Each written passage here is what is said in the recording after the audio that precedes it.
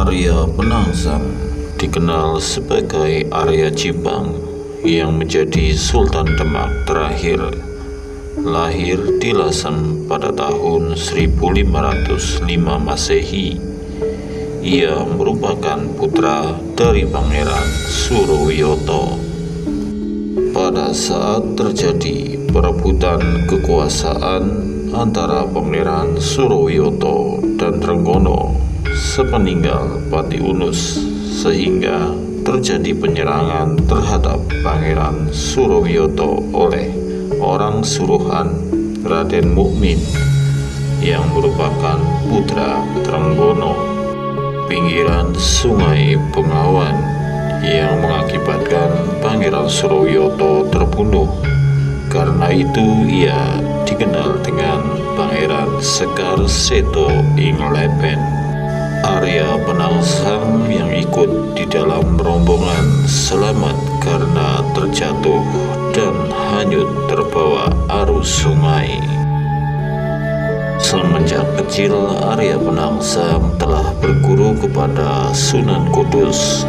Ia kemudian menggantikan sang ayah menjadi Adipati Cipang yang kala itu menjadi salah satu wilayah kekuasaan Demak.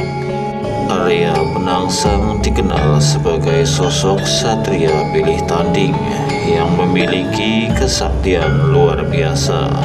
Ia kebal terhadap segala jenis senjata dan juga memiliki watak yang lurus dan tegas dalam pendirian. Tidak kenal takut, namun gerasa gerusu atau terburu-buru.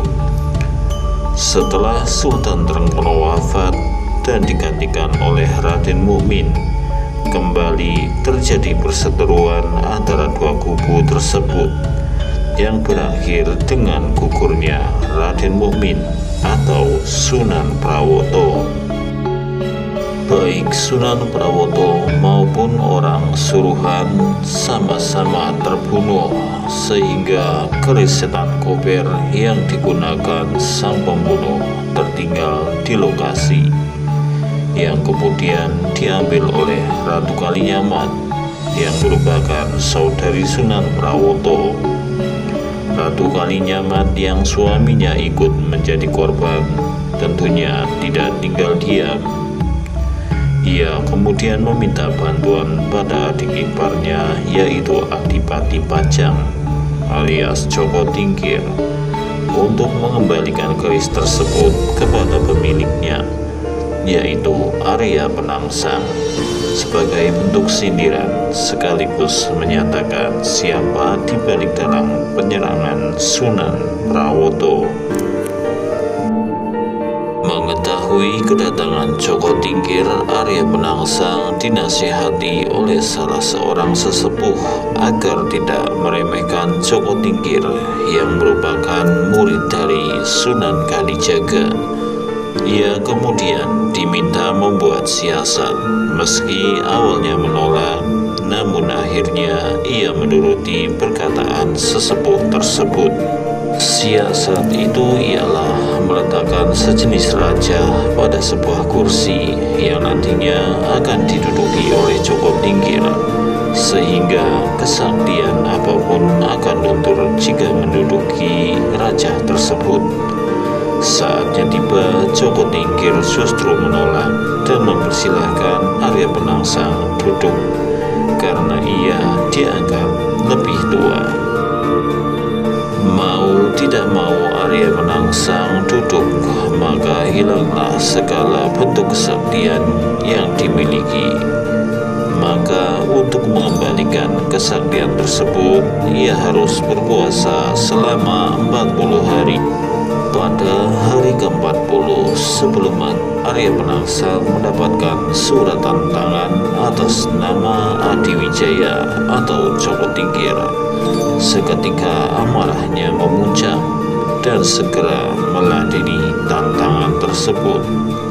Awalnya ia disarankan agar menerima tantangan tersebut setelah puasanya selesai, namun Arya Penangsang menolak dan segera berangkat ke medan laga. Namun medan laga ia tidak menjumpai Adiwijaya. Justru ia dihadang oleh seorang pemuda bernama Danang Sutawijaya yang membawa tombak Kiai Pleret. Merasa diremehkan, ia semakin murka dan mengejar sang pemuda, dan terjadi pertempuran hingga perut Arya Penangsang robek terkena tombak hingga ususnya terburai keluar. Keadaan tersebut tidak membuatnya tumbang. Ia kemudian melanjutkan pertarungan. Dengan usus ia lilitkan di gagang keris dan berhasil melumpuhkan Danang Sutawijaya. Ika hendak membunuh Danang Sutawijaya dengan kerisnya. Justru keris tersebut menyayat ususnya sendiri hingga putus. Arya Penangsang pun tewas terkena kerisnya sendiri.